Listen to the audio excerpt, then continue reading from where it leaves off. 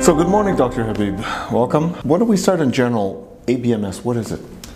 First of all, I would like to thank you and Kyiv Post for the invitation to introduce ABMS and the virtual education. ABMS is a private independent university in Switzerland, established 4 years ago. We are offering to students from all over the world. Today we have students from nearly 120 countries, a virtual education, an education which is new trend of education. It's not an online education, it's not traditional education, it's an education where students and teachers meet online on a daily basis, live. Why ABMS? Why not all these other schools that we hear about that are online? What makes it different? Because we are unique. Most schools are offering, or universities offering, this traditional education where you go to sit in a class and listen to a professor, or an online education where the university are sending you the materials and you are having to attend it by yourself, to study by yourself. At ABMS, we give you on a daily basis professor who is teaching around 30 students per class, live, and introducing everything about the topic. So you have a support on a daily basis from our team. We're seeing more and more of these online education, like Harvard is now finally getting into it. All the top universities are discovering now that people are coming from everywhere. So is ABMS any different, or what? Most of the universities today, we have actually around 100 partner universities all over the world. We have partner universities mainly from Eastern Europe. We almost covered the whole Eastern Europe. We are trying to introduce as well the new technology to universities. So it is quite a new idea coming. Most of the universities now started to introduce the online education, but no university is offering the virtual education. We are the first in Switzerland which is a totally virtual university. We are teaching the same way where universities are teaching, but on an online basis. We have professors from all over the world. Where you study in an online school or a business school or on-campus school, you have usually professors 80 or 90% from one country. With ABMS, we have professor almost in each topic. We have professor from different countries. We have from Switzerland for sure. We have from US, from UK, from Malaysia, from Egypt, from Saudi Arabia. So we have professors who are teaching you in different ways. So you will get more international experience studying from your home country. Is there some sort of a stigma that it's not as real as a school as a traditional bricks and mortar, and how do you see it? How do you see that working, being taken? I mean, what is the legitimacy of a diploma? I studied myself as well in traditional schools. I studied in Zurich University of Applied Science, in University of Virginia, Manchester Metropolitan University, UK, USA, Switzerland. So I know like how is the feeling of introducing a new idea. Most of the people, they're having the fear of unknown.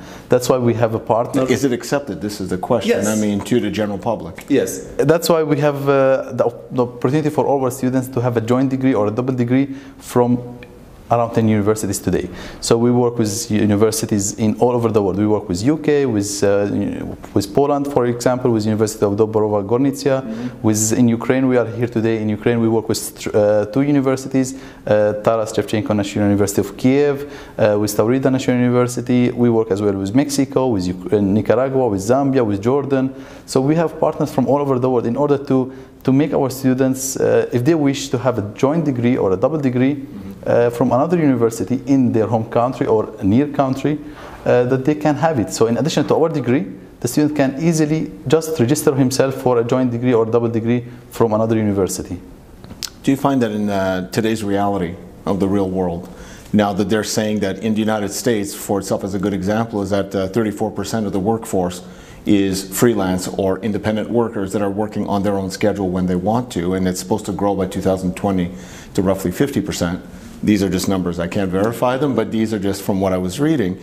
Do you see that all universities, the way that it's going now, it's going to be the reverse. There'll be less people going to bricks and mortar, and universities will be on their own schedule and when you need it, basically? Online is like 25 years old. The first website established, if you know, in Switzerland, cern.ch is the first website on worldwide, is a Swiss website. So it's just 25 years old, and today we are talking about 3.5 billion people or users are using internet. It's bigger than China and India together.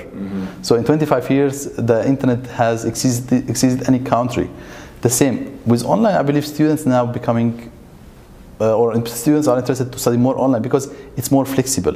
It's a study on your own terms. So if you want to study on weekend, you can study, because our class, for example, is live, but we record every single class and we upload it within 72 hours to our e-campus, electronic campus. So the student can attend it during the night, during weekend. So he's not obliged to be specific hours during the class. He can just simply log in whenever he wants. Let's talk about the level of the teachers and what is the teachers' mindsets? How have they changed? Yes. One of the criteria we have right now in order to hire a teacher, that he must be teaching in a traditional university. So this is like in order to secure the student that your professor is a professor in another university where is on-campus education, because it's quite hard to find professors who have experience or professors with experience in virtual education. So most of the professors, they are teaching, or 99% of them are teaching in another university. All of them, they have a doctorate title. This is a must. So we make sure the student that the professor has the qualification which needed according to the European system, the Bologna process. As well, they have the experience in teaching in universities. So we try to always to satisfy the student by having them a professor who is teaching in a public university. Actually, we hope that day by day that we will see more online or virtual education, where professors coming with experience, with more qualification in the online or virtual education. Especially in Europe, we have we don't have actually until now in Europe an accreditation body for the online education. So in the US, there is already since 90 years called the American accreditation, or American accreditation for distance, but in Europe we don't have. So we have no controlling body for the online education in order to improve it. So we believe with our professors, or with the professors who will have more experience in the virtual education, we'll have more qualified team in order to evaluate what is good in online education and what is bad. How do you percept the general public as the stigma as an online degree versus a traditional degree? I mean, how do you see that it's changing, or how? We see that most of the students for a bachelor or undergraduate study programs, they prefer still the traditional education, because parents are paying. Parents, they want traditional education for their kids. Because people are used to it. Yes, exactly. This is the thing, it's comfort. But when it comes to postgraduate studies, master and doctorate levels, no, it's becoming, the online education becoming more and more powerful than the traditional education, because people have already experienced, they have already studied in a university. Okay. So most of our students are studying in a master and doctorate. So this is, I believe, it's a plus, because people have experience, they have studied already, and they believe, okay, online is now a future. When was the moment that the ABMS said, let's start this online? The idea came from people request, and we tried to offer them something like they can have a qualified professor and worldwide accepted degrees, and without leaving their home country. And how was ABMS, if you can, the evolution of it? How have you seen it from the beginning? When we started, we created first of all a platform which was very complicated. So, you know, IT people, they sit together and they created a platform. And then when it comes to users... But the IT people are not the users, exactly. Though. That's the issue. So when we invited first of all our professors to give them the lecture about the platform, we had very qualified professors, 70 years old plus, they were unable to use it. So we had to rebuild the whole system. So we had to make it friendly user-friendly platform in order to make a professor who is 70 years old with a good qualification, top qualification, be able to deliver the classes. So that's how it became. In the beginning, we created complicated platform, high quality, top IT, and the latest technology. Then we had to go back a little bit for the class on its own to learn how to use the platform. Yes, and then we created a little bit simple program. So our program right now is quite simple. Even somebody who never used internet or PC is able to learn how it works within 5-6 minutes. It's not so hard, and it's always a good question: make or buy. And big fishes now started to feel that online is bigger than anybody. It's even bigger than countries themselves. How many revolutions we have seen now online has been created. So they created the revolutions in many countries, like if we are talking about Arab Spring, it's all created online. Absolutely. So people were online invited to attend one-day revolution against, or in order to have a new democracy or another kind of government. How do you see it strategically into the plans while you have the entire world? You're in so many countries around the world. Where does Ukraine fit into this picture, and why? And that's the other question. Ukraine is quite a big country in Europe. I mean, it's if we are talking about number of population or the size, Ukraine is an important country in Europe. So we have in Ukraine itself around 4 partner universities, and we are working very close with 2 of them, the Taras Shevchenko National University of Kyiv and the University Taurida National University. So both universities we are working very close in order to introduce more the online education, to introduce more the virtual education, and we are as well now offering joint degrees with them, where the student can study and have like a joint degree between us and Ukrainian universities. But do you find that, this is a 2-part question, but do you find that part 1, the Ukrainian universities are lagging behind on the online sphere, and this is why that it's a natural partnership with your school? And number 2, how do you think that the students see that your online school is actually solidifying their university, but on a global platform? It's not only Ukraine having this problem. I mean, most of the European countries, they are a little bit behind on education. In Zurich or in Switzerland, for example, we have very fast internet. We are the first one who created the website. But if you are talking about online education in public universities, it's hard to find. So it's very, I don't know like any university which offering anyway virtual education. Some of them are giving like online classes. So it's not only Ukraine having this problem. Most of the countries in Europe, they are still a little bit afraid from online, the fear of unknown. And I believe the Ukrainian students, they are now, Ukraine is one of the most famous with IT. So the new generation are coming with very talented technology or IT skills.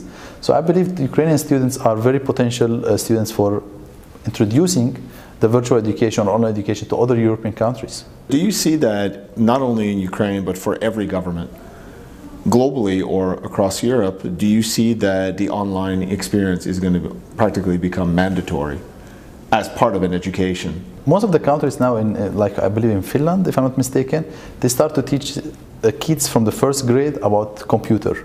As well in Switzerland, I believe they are going to start soon. So online or computer technology is becoming a very important part. It's, as I said before, 3.5 billion living in or using internet in 25 years. So I believe in the next 10 years we are going to speak about 4.5 billion people using internet. So this topic about online or computer and technology is most of the countries, the advanced countries, they start to teach it from the 1st grade now. Our generation, they would never grow up with a smartphone and internet in their hands. The new generation now, they're born and a smartphone in their hand. And if you give them mobile without internet, they will not use it. And in our generation, if we had a phone with this SMS, it was like, wow. So to resume a bit about ABMS, can you deliver us like one final thought about what it is, what is the whole point of it, and how can it really help? ABMS is an idea where students, or for students, where they cannot leave their country. Students who need a good education, students who need worldwide accepted degrees or study programs. So ABMS is the plan for students who needs a good education, but they cannot leave their country. But does that mean as well that ABMS is also, is it technically a more cost-effective way also for people who cannot leave their country? Like, I cannot travel to Harvard and pay $50,000 a year, plus room and board, plus food, plus books, plus the whole bit. Is that what ABMS is? That one of the key points is that people who cannot leave, financial reasons as well. Let's talk about the financial reasons. Yes, actually you get the education, you pay for the education. You don't pay for the traveling, you don't pay for the accommodation, you don't pay for the food in different countries, which is quite expensive. In Switzerland, for example, some schools are charging $140,000 or euro for an MBA. So you have to travel, leave, pay in order to get an MBA. So online became or started because of the MBA programs. Exactly. So it is for people who cannot leave, managers, directors, they need a degree, an MBA degree. Some new companies, like big companies, they force their managers to have an MBA in order to keep their jobs. I heard about some hotels, etc. So how they can get an MBA from Europe without exactly. Job, yeah. So only online education was able to solve the problem of these managers or of those people. Thank you very much. So I hear you only in